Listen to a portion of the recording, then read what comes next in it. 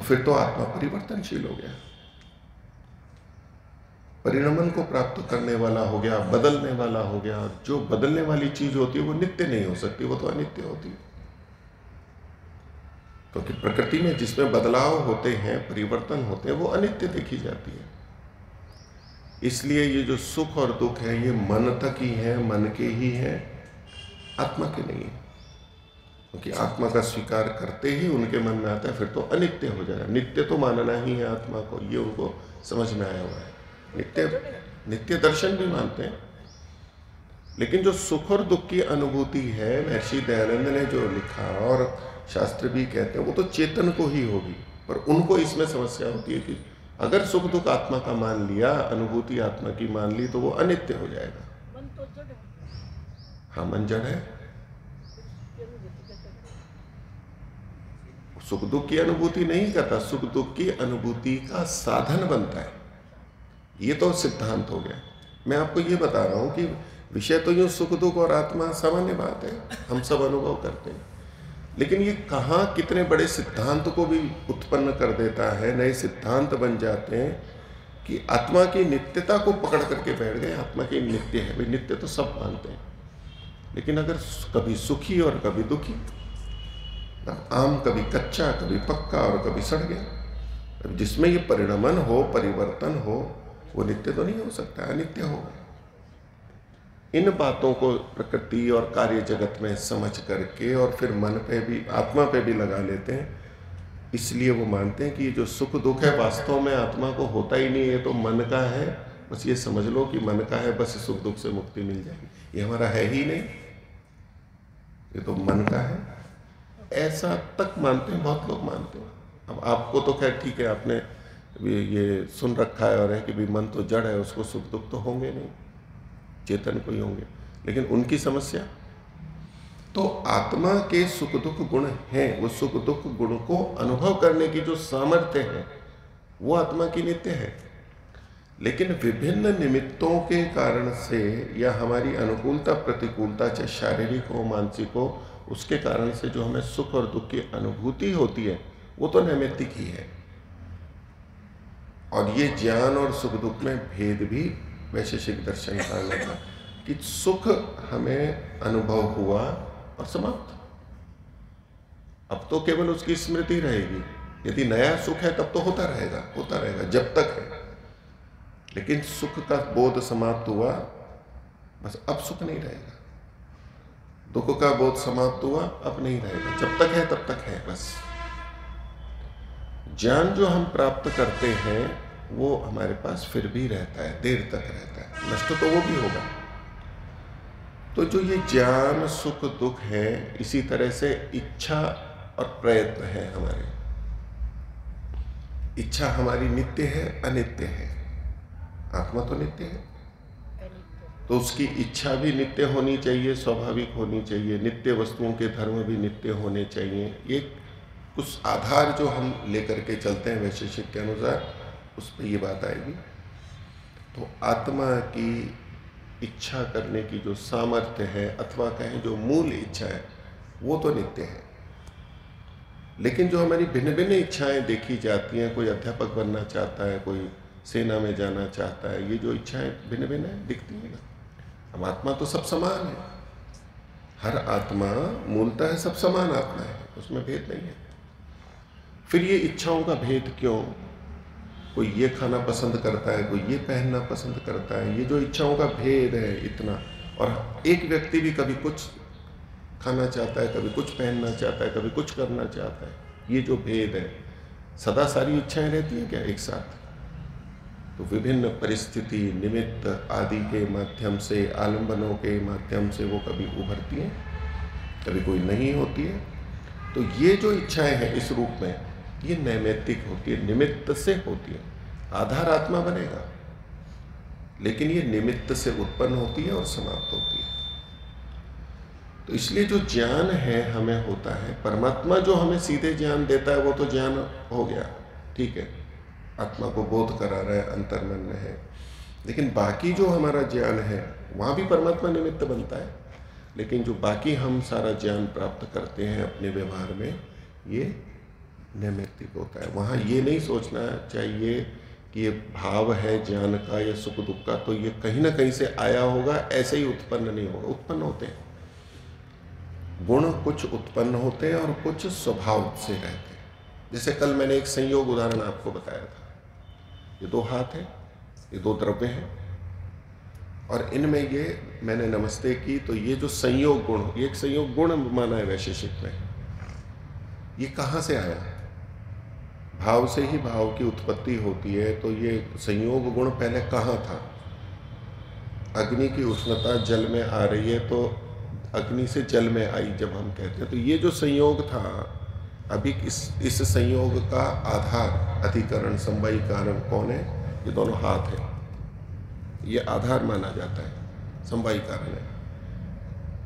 ये संयोग अभी नहीं है और अब ये उत्पन्न हो गया है। ये संयोग कहाँ से आया? ये संयोग गुण कहाँ था पहले, जो चल करके वहां से यहाँ आया?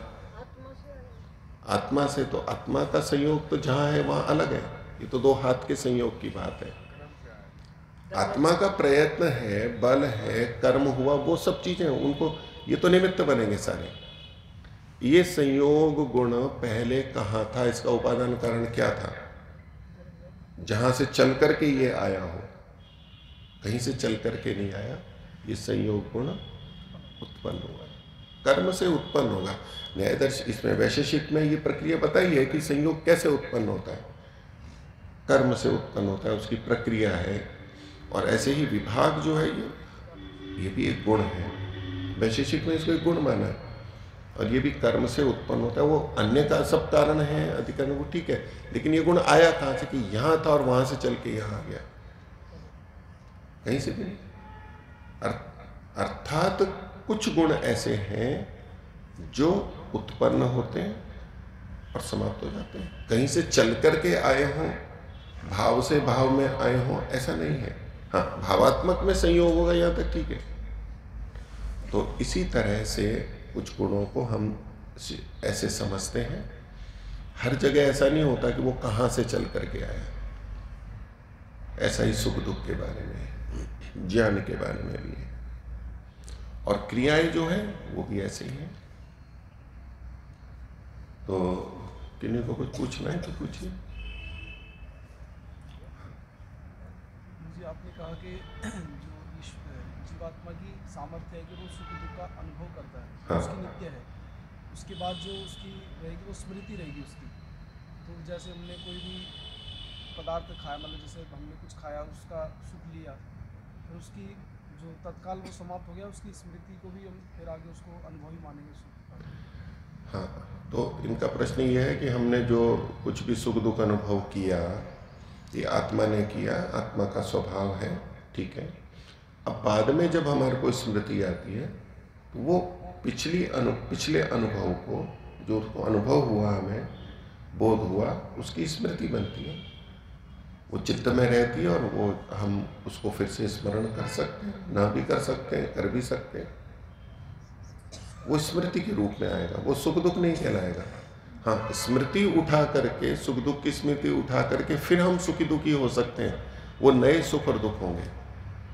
जो पिछले सुख और दुख थे, जिसकी स्मृति अभी हमें आ रही है, स्मृति है ज्ञान, ये वृत्ति है, इसके साथ सुख दुख लिपटा हुआ नहीं है। पिछले सुख दुख की जब हम स्मृति करेंगे तो सुख दुख अनुभव था वो अलग गुण हो गए, और जो स्मृति है ये ज्ञान है, ज्ञानात्मक है, ये वृत्ति है। इसके साथ सुख दुख लिपट करके नहीं आए हैं, लेकिन हम चाहें तो उस स्मृति के उठाने पर हम सुखी दुखी हो सकते हैं। अब सुख दुख की स्मृति उठाने पर जो हमें सुख दुख हो रहा है, ये वो पिछला वाला सुख दुख नहीं है, ये नए सुखी और दुखी हो रहे हैं। हम फिर से सुखी और दुखी, और हम चाहें तो 100 बार 1000 बार सुखी दुखी होते रहे, अपने दुख को बढ़ाते रह सकते, और न चाहें तो केवल स्मृति कर रहे हैं हम पिछले सुख दुख की, उससे अभी न सुखी हो रहे हैं न दुखी हो रहे हैं। ये भी हो सकता है, स्मृति से होगा। हाँ, एक मिनट। जो ज्ञान सुख और दुख ये गुण है, तो गुण जो है गुणी के आश्रय से रहते हैं। हाँ। एक नियम है। हाँ। गुण के आश्रय से। तो ये जो अपने आप उत्पन्न हुआ गुण, जो उत्पन्न आप कह रहे हैं कि अपने आप उत्पन्न हो जाता है, तो अपने आप उत्पन्न होता है ये नहीं कहा मैंने, निमित्त से उत्पन्न होगा ना। हाँ हाँ, अपने आप शब्द नहीं बोला है, उत्पन्न होते ही है, निमित्त से होंगे ये सारे, ये सब नैमित्तिक है। कर्म से या किसी कारण कोई कारण जिसके जो निमित्त हो, जिसके जो कारण हो, अपने आप नहीं है। वहाँ गुणी कौन बनेगा? यदि कर्म बनेगा या कोई द्रव्य बनेगा, ऐसा है? संयोग का, हाँ, संयोग का जैसे कर्म तो इसका निमित्त कारण बनेगा, कर्म इसका कारण बनेगा, लेकिन उपादान कारण नहीं है।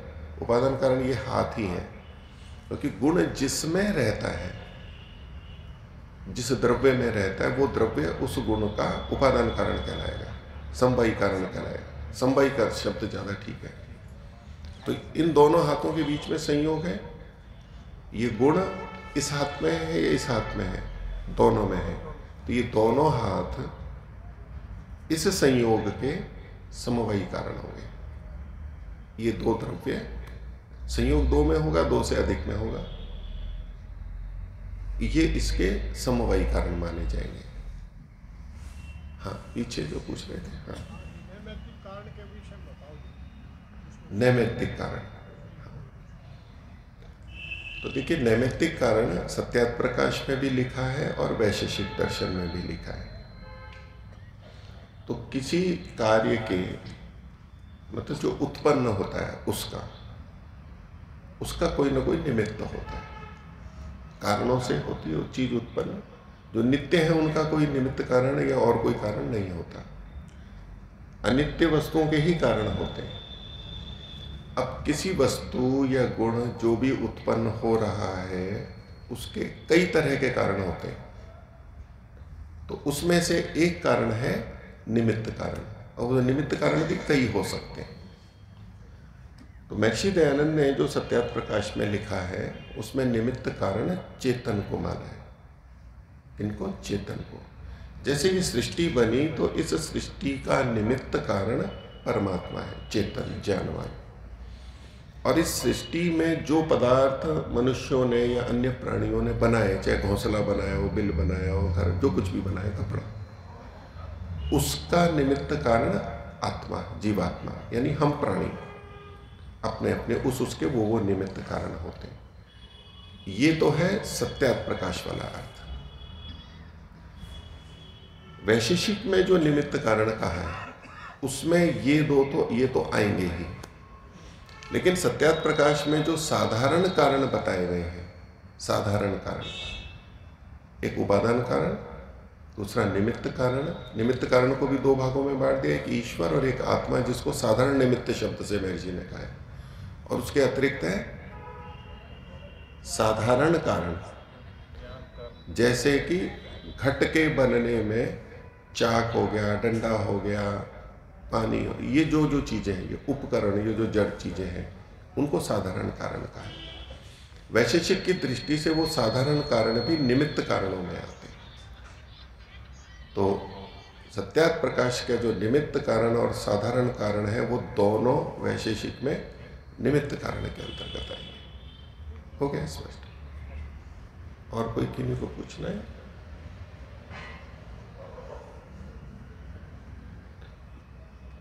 तो आज का विषय फिर मैं इतना ही रखता हूँ। तो जो द्रव्य है उसके गुण हैं, हम द्रव्यों को केवल ये समझ लें ये द्रव्य है, ये गुण है, इसमें ये गुण है, इस द्रव्य के ये गुण है, उसमें ये हमारे को और इन सब चीज़ों का बहुत विस्तार होता है। उदाहरण के रूप में मैंने कुछ गुण आपके सामने रखे कि गुण है तो कैसा है, ये स्वाभाविक गुण है, ये नैमित्तिक गुण है, ये गुण उत्पन्न होता है तो कैसे होता है। क्योंकि जब हमें ये सब बोध होता है तब हम उसके अनुसार इन पर नियंत्रण कर सकते हैं। और हमारे लिए सबसे बड़ी समस्या ये तीन ही चीज़ें हैं, या तो सुख दुख को ले लेते हैं हम, और ज्ञान को ले लेते हैं। ज्ञान के साथ अज्ञान भी आ गया, वो अज्ञान, मिथ्या ज्ञान, भ्रांति, जो भी कुछ रूप में है। इनकी प्रक्रिया है कि कैसे ज्ञान उत्पन्न होता है, उसके लिए प्रमाणों का विस्तार से प्रयोग हमारे दर्शनों में बताया। क्योंकि ज्ञान की शुद्धता बहुत आवश्यक है। ज्ञान कैसे होता है, कहाँ रहता है, कैसे कैसे हो सकता है, कैसे इसको परिशुद्ध करें, क्योंकि तत्वज्ञान से ही मुक्ति होने वाली है। और उसके अतिरिक्त हम जो प्रभावित होते हैं, सुख और दुख से बहुत अधिक प्रभावित होते हैं।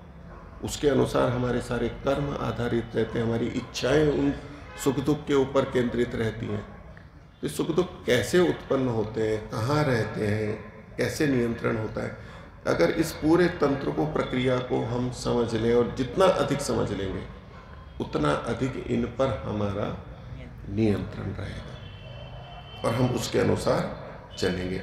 यही तो बहुत सारा तात्विक विश्लेषण और फिर उसको व्यवहार में मन के स्तर पर करना, समझना, देखना सूक्ष्मता से, ये साधना का भाग कहलाता है, ज्ञानात्मक भाग, और फिर उसका प्रयोगात्मक आंतरिक साधना का भाग। सूक्ष्मता से हम अपनी इन चीज़ों को, गुणों को समझते हैं, कब क्या कारण रहा, छोटे छोटे सुख का, छोटे छोटे दुख का, और इन सब का विचार विश्लेषण करते करते हम इसमें अधिक अधिक कुशल होते चले जाते हैं। तो आज का विषय मैं कहीं रखता हूँ।